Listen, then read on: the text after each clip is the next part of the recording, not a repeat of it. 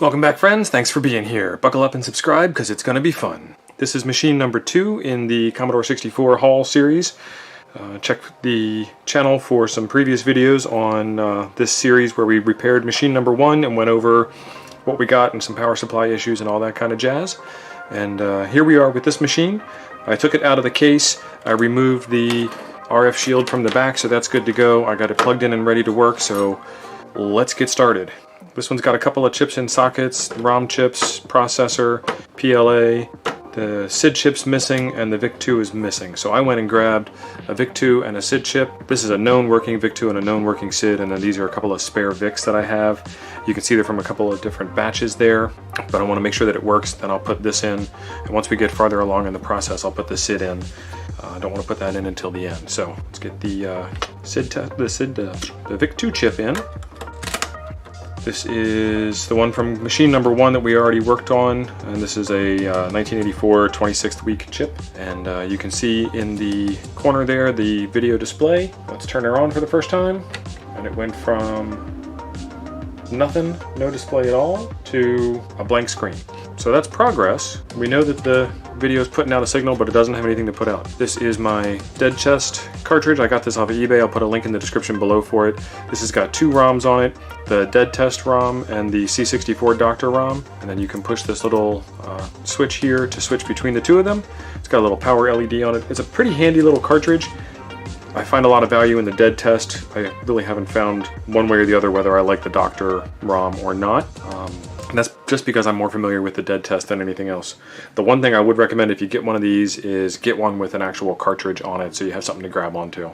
This is not fun pulling it back out of the cartridge slot. You'll probably see that later on in the video. Alright, dead test cartridge in, turn it on. Black screen, power light on the dead test cartridge, but nothing. Let's try that again. Oh, green screen. Try it again. I'd say that's brown. Brown screen. Try it again. Nothing. It's like a lottery ticket. Don't know whether you're going to win or lose. Alright, black again. So when I see weird screen colors like that, my thought is that there's something wrong with the PLA. So let's take this one out. And like I said, it was in a socket, so that might not be good. Take it out, look at the socket, check the legs on the chip. They're all good. Put it back in, make sure it's seated in there properly. Try it again. Nothing. And again. Nothing. Alright. I don't have another known good PLA. So what I do have in my spares collection over here are 2 more PLAs. The one I pulled out is 29th week of 84. I've got 15th week of 84, and I've got this one that I pulled out of a PLA socket, so it must be a PLA, right?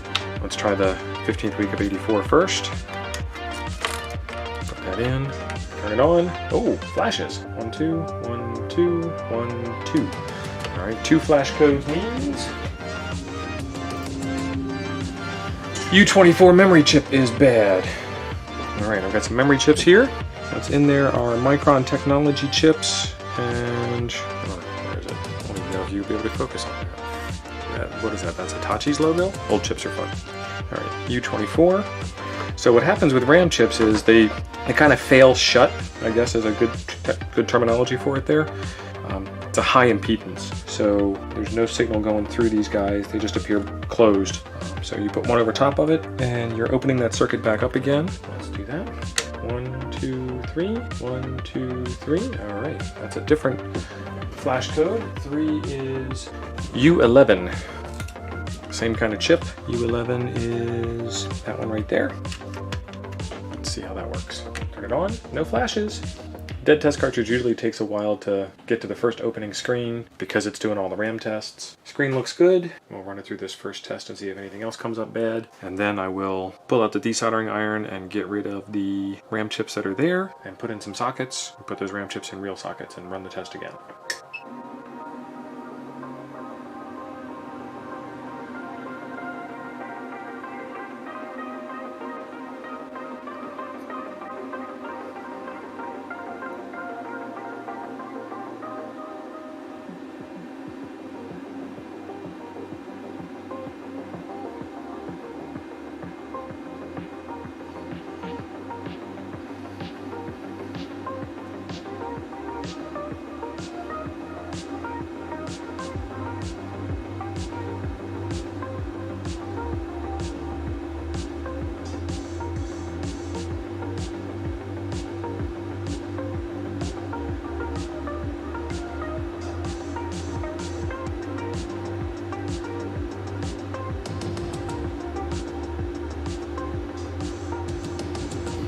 Alright, we just made it through a complete count of the test. Nothing else showed up wrong.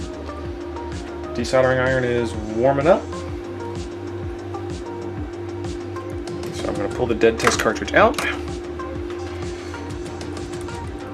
Disconnect the power.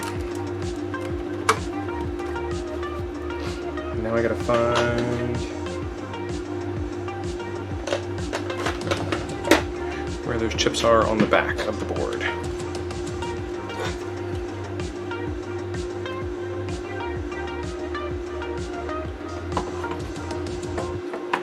So that is this one here.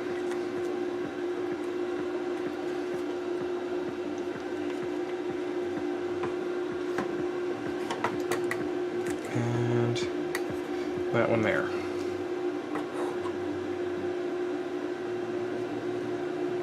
Double check, make sure I'm desoldering the right parts.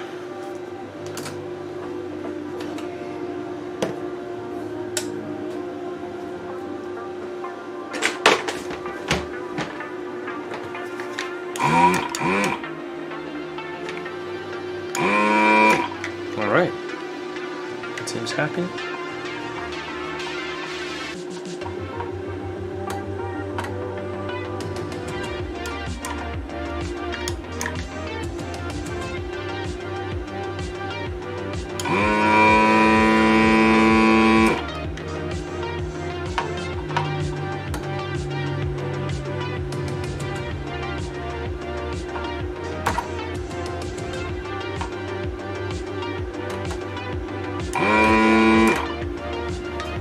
Try adding a little bit of solder, see if we get some traction that way.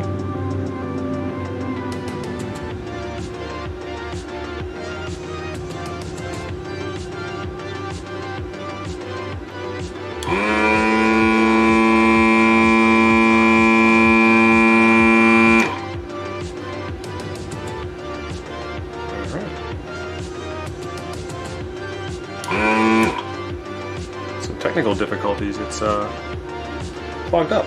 Let's take a fix on that. What I found out was that the desoldering iron wasn't happy because it wasn't warm enough. But now it's doing pretty good. And I took a couple of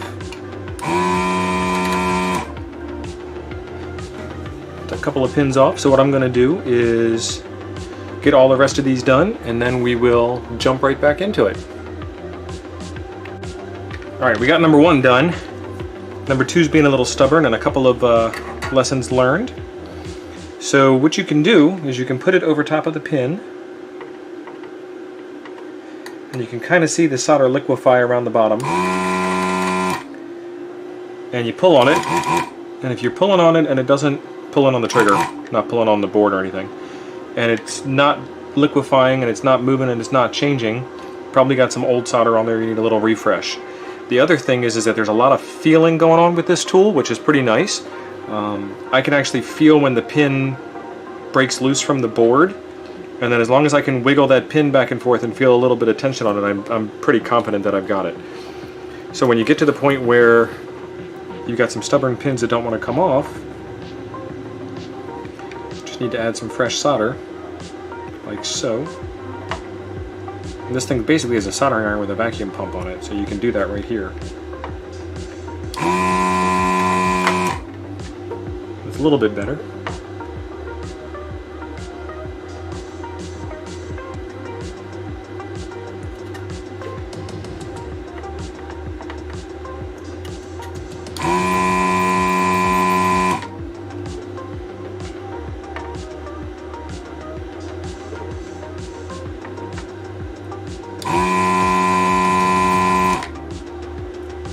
If you've seen some of my other projects where I desoldered without this tool,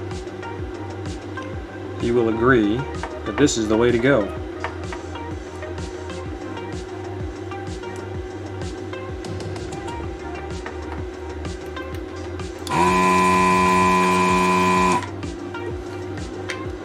Holding a soldering iron in your hand in this pistol grip style is a little awkward at first, but you old Weller guys, I'm sure, are pros.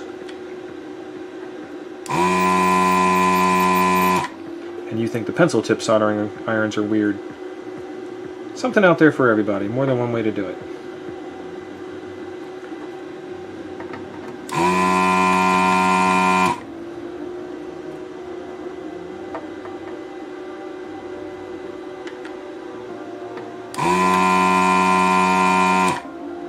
this one's being stubborn.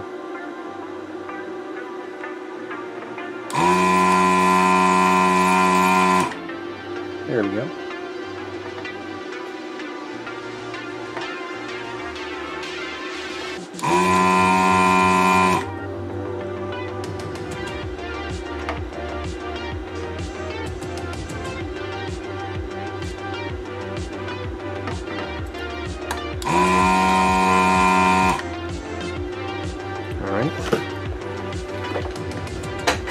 One last check of all the pins, make sure they're pretty good.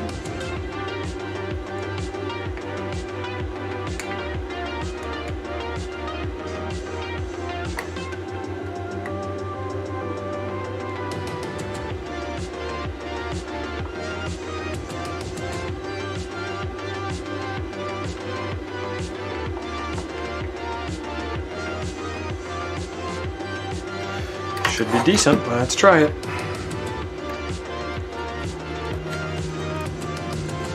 Just take your time on this part here.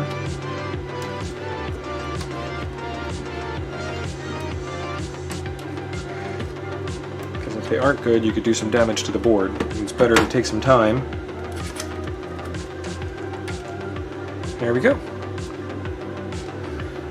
Not too bad, not too bad. Turn that noise off in the background. I've got my other soldering station all warmed up and ready to roll. And what I'll do is I'll do these one at a time. Put that solder in there. And then what I do is a little trick where I get some solder on the tip of the soldering iron and I bring it to the work and try and just to get a little dab in place to hold the socket in. And then I do the other corner and you can feel that come through. Feel the heat on my finger. Alright, check my work. I've got the little cutout in the right side. It's the right number of pins. It's nice and flat and level with the board. Let's run her home.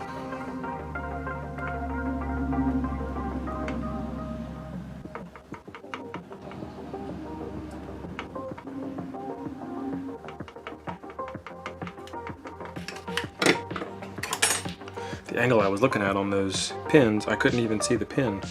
Alright, that looks pretty good.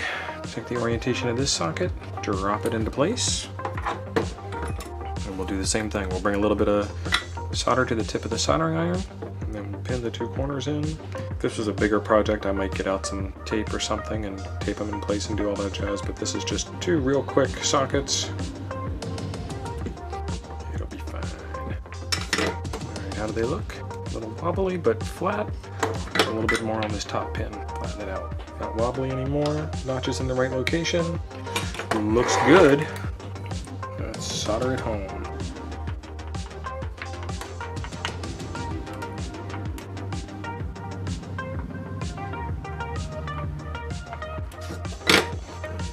Line that back up. Double check. Solder away. Plug the video in. Plug the power in. Let's try it without the dead test cartridge. Let's press our luck. These are the same new RAM chips that I tested out with the piggyback method. Put them in, put them in. PLA is good, processor's good, VIC2 is good, 3 kernels are good. Let's get the monitor turned on. Let's get the other camera set up.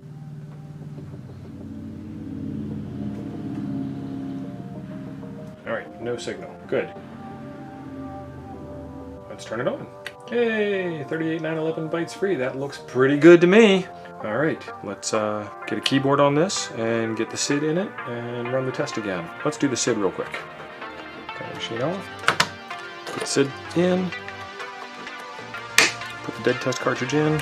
Turn it back on. Let this run down to the sound, and then I remembered that we need to switch out the VIC2 chip to give my donor chip back to the #1 machine.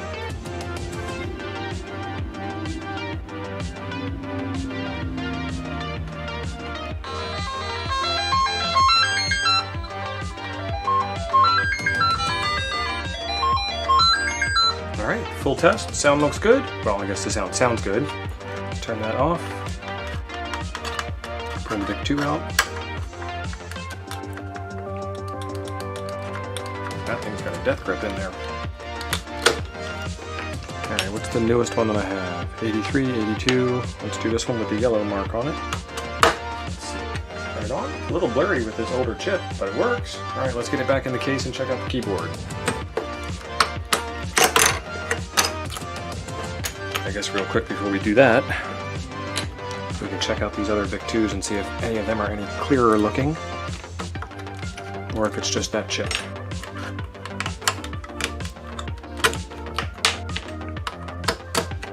It's not too bad on the basic screen. It's still a little blurry on the dead test screen.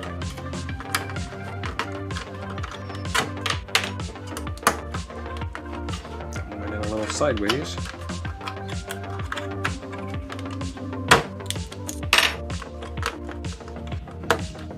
Now went in sideways in the other direction.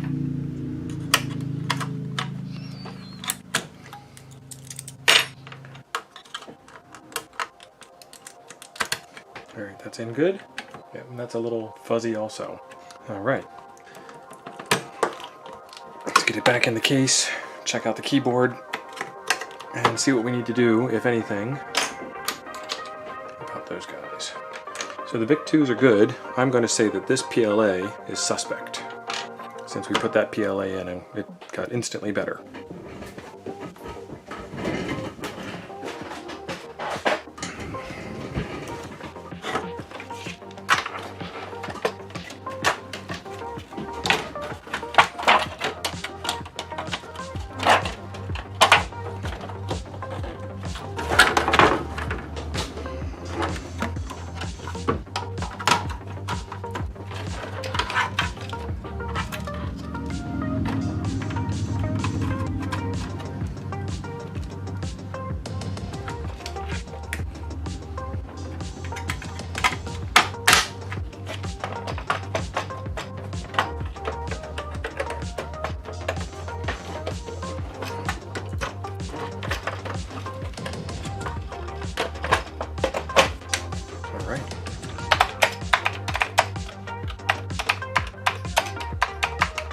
This is the infamous diagnostic.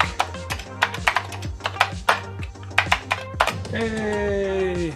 Alright. I don't think it's too terrible in here. I'm going to raid my stash and see if I have another SID for this machine, and do a little research online and see what I can find out about that fuzzy VIC-2 issue. And if I do find anything, I'll stick it in one of the comments below. But good to go on machine number 2 for now. Thanks for watching. Like, comment, subscribe, all that fantastic YouTube stuff.